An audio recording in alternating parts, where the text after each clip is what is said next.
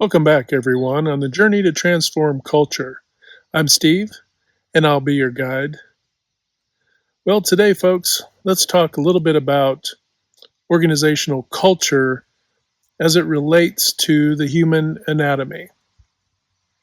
So, when we think of organizations, we think of them having many parts, right? You have leadership, you have members, middle management, you have a lot of systems and things going on. Not unlike the human anatomy, where there is the bones, right? The muscle, the nervous system, and a whole lot of intricate operations going down into the process and procedural level of the human anatomy that actually keeps us alive, that allows us to operate within culture as individuals, anatomy wise, right? But as we think about the systems of the human anatomy, we think about the bones. We can be thinking about infrastructure. We can be thinking about facilities, site level, the mechanics. It could be equipment, resources, these sorts of things. Are the bones strong? And what are we doing? Are we investing in the bones to keep the organization moving along fruitfully? Or when we don't invest in the bones, what do we see as it regards to the decay of the organization and the outcomes that the organization achieves or fails to achieve? And as it relates to organizational muscle, we can see that as organizational competence. You know, the muscle of the anatomy now represents our competence as leaders, managers, functional leaders, team members, and everyone throughout the entire organization. What is our level of competence to maintain, say, our currency, to maintain our ability to do the work? But this is also, are we getting stronger, right? Because yes, there's a level of attention that needs to go toward us maintaining our strength and maintaining our ability to conduct, the business or the work, or as the anatomy would go, to accomplish what we need to accomplish. But if we want to grow and if we want to evolve, not only as an organization, as the entire body of the organization, but also as individuals in our own lives, right? Because we are talking about just as much about the culture of our own lives as we are organizational culture. But if we want to improve those things, we have to improve our competence, our education level. And it's not just reading it in a book and regurgitating it. We have to put things into practice. We have to experiment a little with some of the things that we learn. We need to go out there and do exercises, Kaizen events, and other things to improve upon our processes, improve upon and put a little stress on our ability to communicate, which also leads me into the nervous system. The nervous system of the body also being a communication mode, right? Communicating to the muscle and to interact with the body to help the bones move and so forth. The nervous system, or the communication, our ability to communicate that nervous system, what are we doing? Or how effective is that? And is it complete? Are there things we need to do to bolster that nervous system? What helps in almost all the cases, to include the nervous system and the muscle and the bone, is rest. Are we providing for the body of that organization and ourselves, right? Are we providing the appropriate nutrients? Are we providing and getting enough rest? Are we planning? Are we reducing, say, wasteful, unnecessary effort and stress by having the clarity that comes from, right, ingesting good nutrients? Now, when we think about that from the anatomy, you think, okay, I need to be on a decent diet. I want to eat, well-balanced diet. And I need to be able to get the rest. I need to be able to do enough exercise to maintain and then improve upon my ability to do work or to function or make life just easier, right? Because the stronger you get, the easier your life becomes. Obviously, during growth efforts and transformational efforts, there is, you are putting yourself under stress. But if these are known stresses, then that's just learning. right? That's just learning and experience. And from the learning and the experience, your organization and indeed yourself, you are becoming wiser. And as you grow in your wisdom to take care of yourself in the same way, you're also taking care of your organization. And how does that transmit out into culture, right? And you must think about it from this side of the house too, is we want to have a collaborative mind so that we can have collaborative control, right, of our organizations. So it's not just enough that individuals are great individuals in an organization. They have to be collaborative. They have to cooperate with everyone in the organization. Now, this all might sound very elementary until you start to bring in the idea of codependence, addictions, and these sorts of things, and health, right? Poor health, people not getting enough rest, um, whole, you know, I'm sure a bucket full of things that are distracting people from getting rest, taking care of themselves as individuals. But not only as individuals, but as organizations, because remember, the climate of the organization is also a thing, right? That's the cultural climate. And how are you maintaining that cultural climate if at the same time, whether it be individuals or the group as a whole, it is not taking care of the necessity to communicate well, to build these, the nervous system of communication well enough to handle the stress load of the work that you have to do. So that what happens is if you take your hand off the wheel long enough in an organization and you don't grow and you don't apply appropriate emphasis toward communication and getting stronger and building your competency levels up in many different areas, and you start to starve your organization of these vital things, what happens is you see what? Not just like in anatomy, you see injuries, you see muscle tears, right? Muscle tears. What are muscle tears? What do those come from? Those come from muscles that can't handle the stress load. And why is that? Because typically they weren't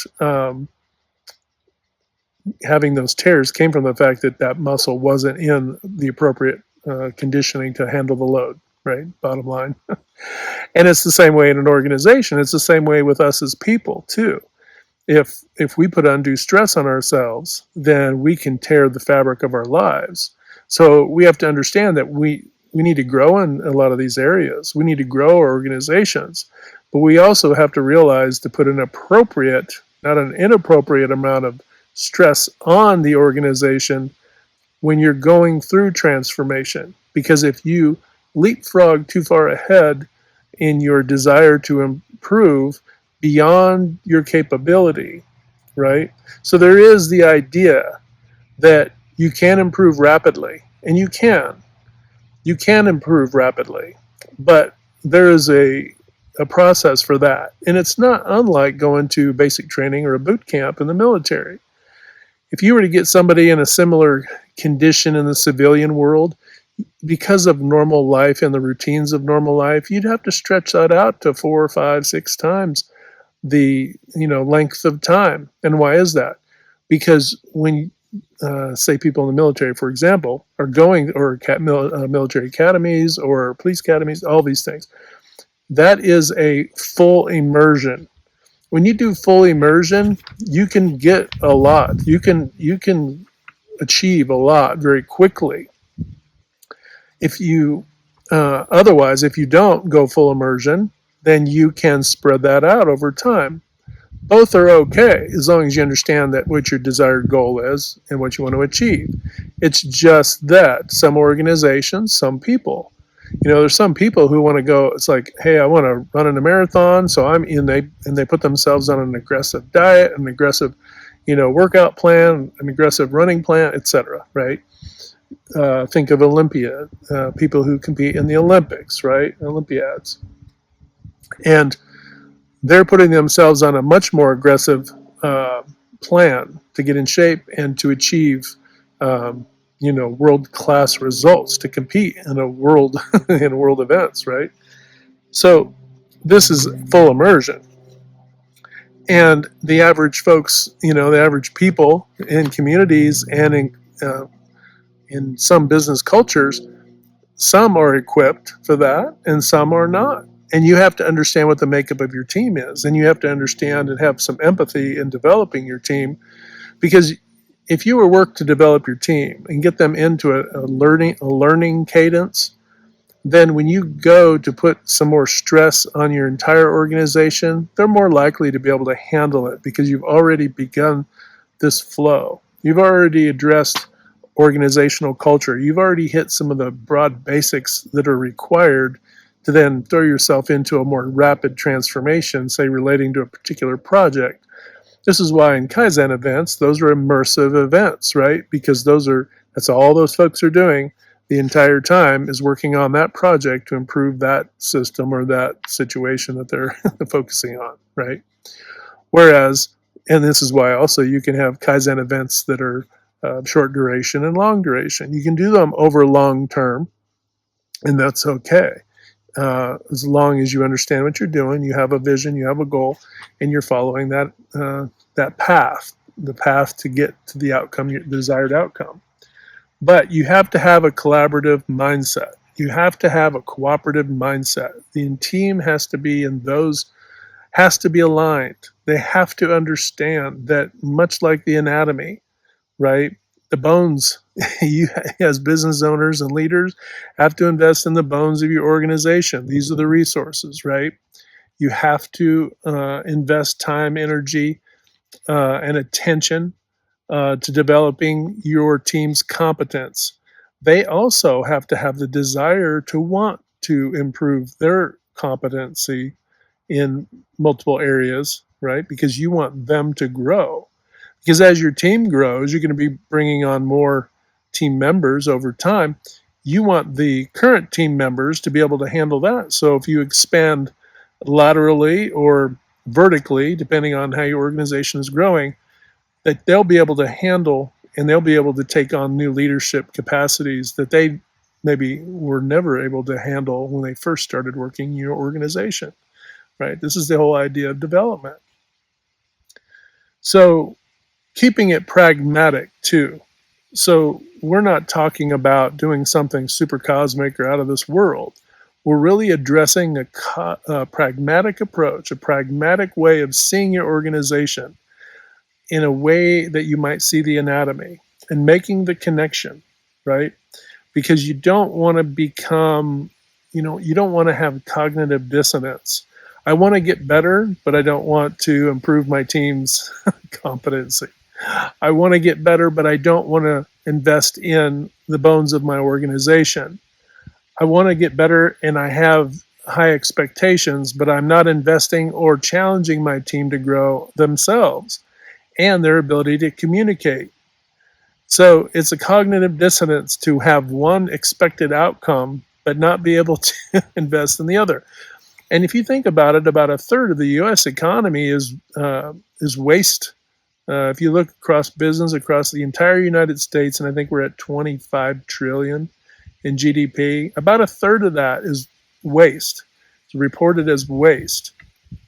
So when you look at that, that is the statistic. Do you need quantitative data? There it is. And it's broken up into many different forms, some of which are pretty harmful to the environment and the people, right?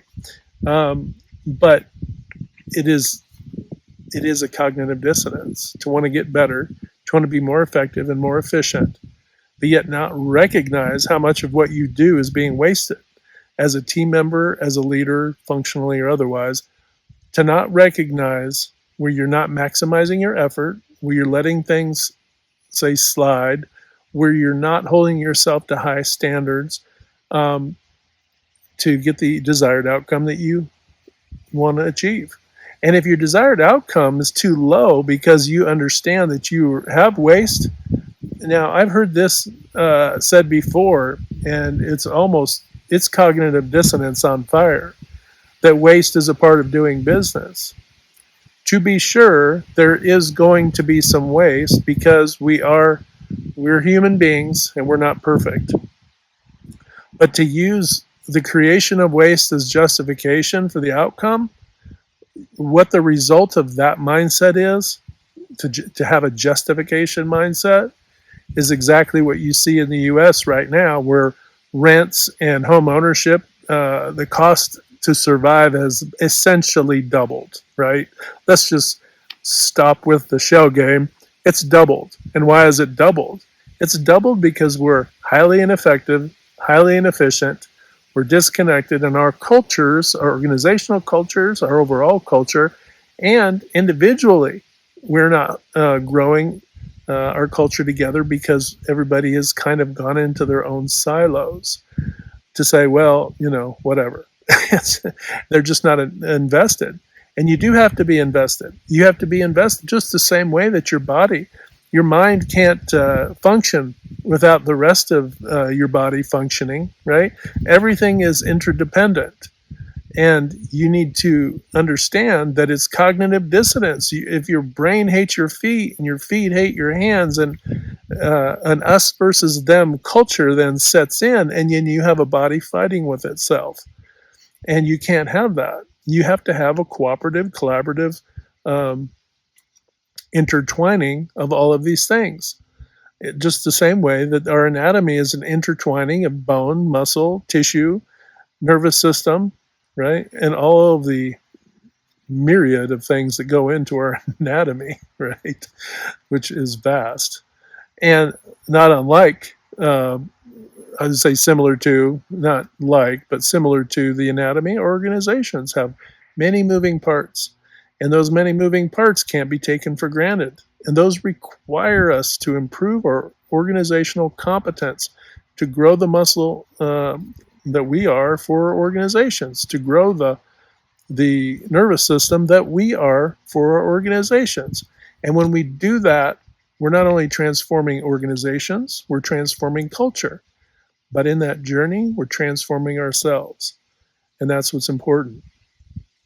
Thanks for stopping by today. Just wanted to give you a little bit of an analogy between organizational culture, improving it, and the human anatomy, how the complexities of both are complementary in working systems, just the way that our anatomy is complementary when we are treating our body well, our heart, mind, body, and all of it together well.